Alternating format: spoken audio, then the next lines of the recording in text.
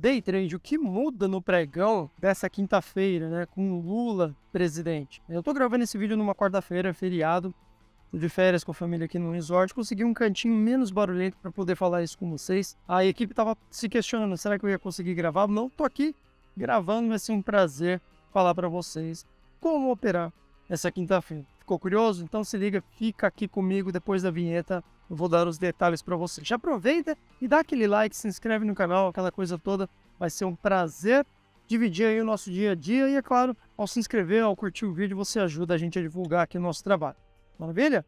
Vejo você depois da vinheta.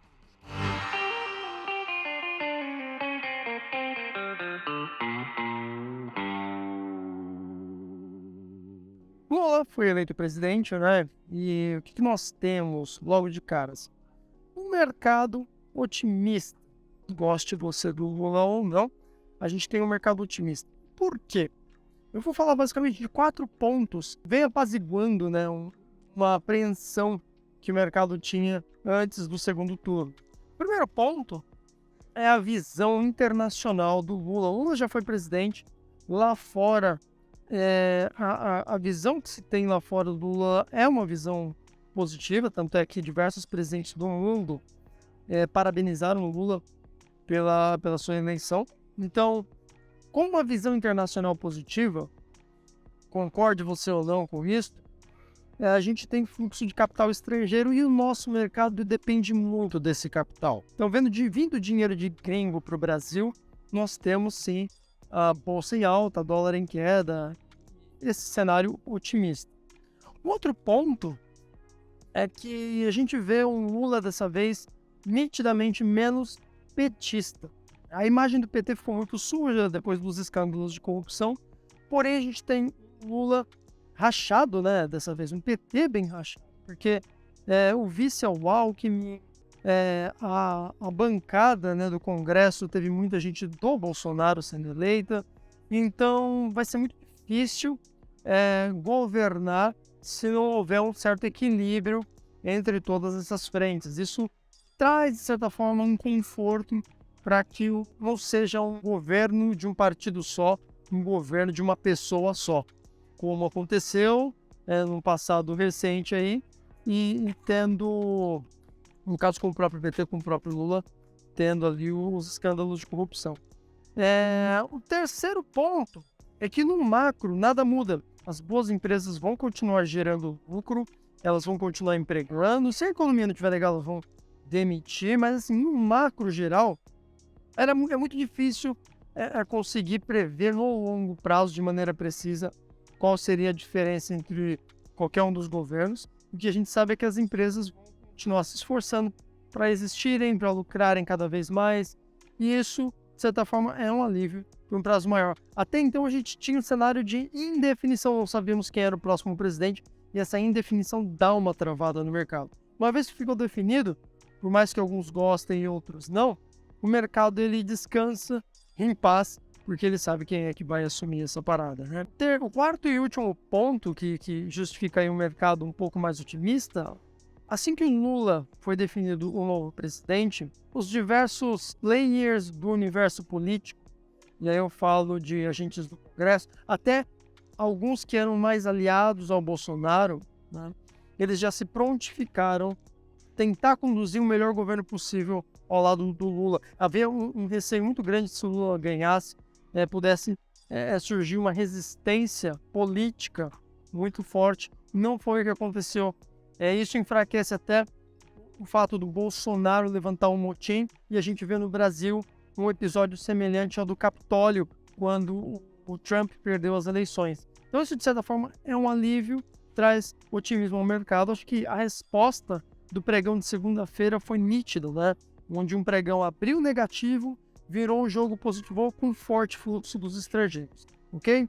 Agora, é importante deixar claro que temos alguns pontos de atenção, né? Nem tudo um mar de rosas, né? Temos neste exato momento greve dos caminhoneiros, a gente já tem posto de gasolina faltando combustível. Isso pode se intensificar e pode sim complicar a economia. A gente já viu isso acontecendo uma vez, não teve um reflexo bom, a gente passou meses pagando essa conta, atrasou toda uma cadeia, então corremos o risco de ver isso se repetir. Claro que tem uma movimentação forte para que não aconteça, mas não dá para definir. Brasil, você já sabe, é um país bastante imprevisível nesse sentido, tá? Outro ponto também de atenção é que os ministérios ainda estão indefinidos. Já disse que a gente tem um governo ali bem rachado, com diversos players políticos pedindo vagas nos ministérios, né? Então a gente não vai ter um governo PT puro sangue.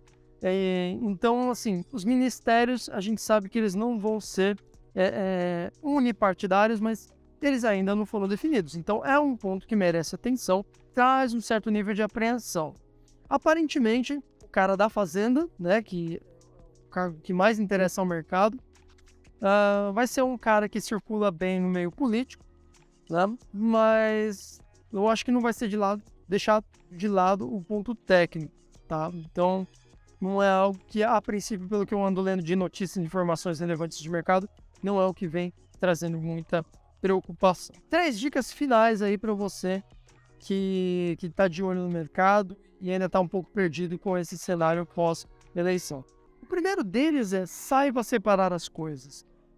Independentemente se o candidato que foi eleito, o Lula, é o candidato que você votou, que você apoiava ou não, entenda que o mercado ele pode se mover contra a tua expectativa, seja lá qual for. Saiba separar as coisas. Coisa é você, eleitor, escolhendo ali o seu candidato. Outra coisa é como o mercado reage, tá? Os bons traders, eles conseguem se destacar porque eles conseguem separar esse emocional que eles gostariam, né, de ver no mundo que acontecesse. Eles conseguem separar isso daquilo que realmente é, ok? Então, faça esse exercício de analisar o cenário da maneira mais neutra possível. Tenta ali isentar a tua opinião, até porque sua opinião não muda o cenário de bolsa de valores, beleza? Outro ponto é que, passadas as eleições, estamos no mês de novembro e temos agora uma Copa do Mundo. Depois um Réveillon, são 2 pontos de distração para o brasileiro. Historicamente, a gente sabe que o mercado brasileiro ele para por conta disso. A liquidez vai miar, especialmente nos dias que tivermos jogos no Brasil. E se for igual em 2018, 2019, na verdade, quando o Bolsonaro assumiu, no primeiro pregão de janeiro, podemos ter uma movimentação muito forte e direcional. Então, fique atento, porque talvez o reflexo do Lula eleito tenha sido na segunda-feira após a eleição, que já passou, né? E teremos o segundo reflexo no primeiro pregão do ano de 2023. Até porque vem dinheiro novo entrando, tem fechamento de semestre, de trimestre, e aí tem muito fundo aportando dinheiro, tipo, ano novo, vida nova, sabe? É muito comum rolar uma movimentação forte no primeiro pregão do ano pós-eleição, então vale a pena ficar atento. Agora, eu tô falando aqui do pregão de quinta-feira. Será que vai rolar movimentação no pregão de quinta-feira?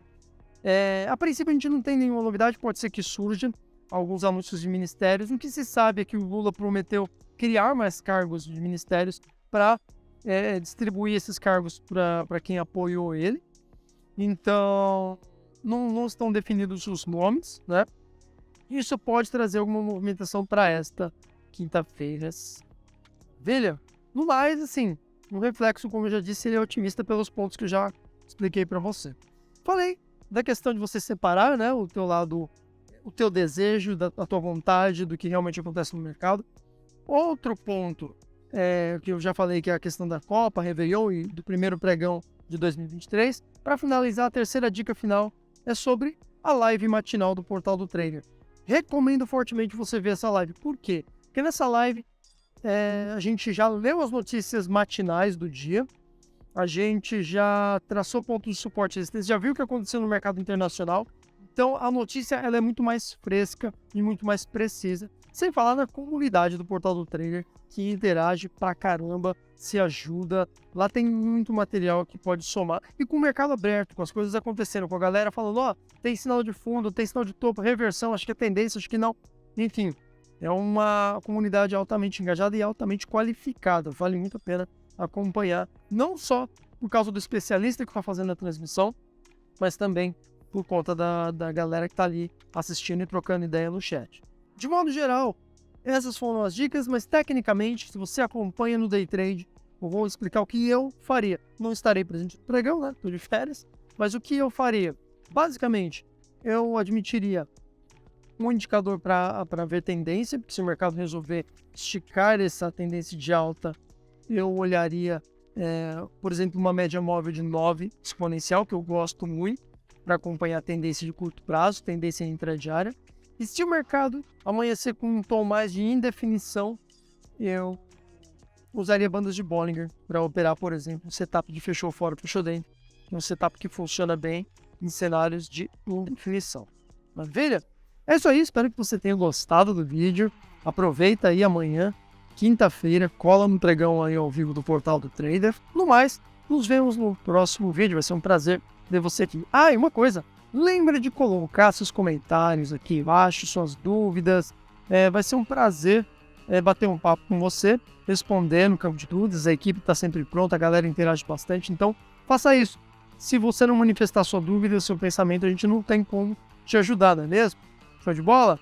Bom, dia nublado aqui, mas o tempo tá bom, o tempo tá quentinho, tá ótimo. Acho que é o melhor tempo possível, não é aquele sol rachando, é um tempo nublado, porém quente, bom para aproveitar o resort aqui. Maravilha? Bom restante de feriado para vocês e a gente se vê no próximo vídeo. Um abraço!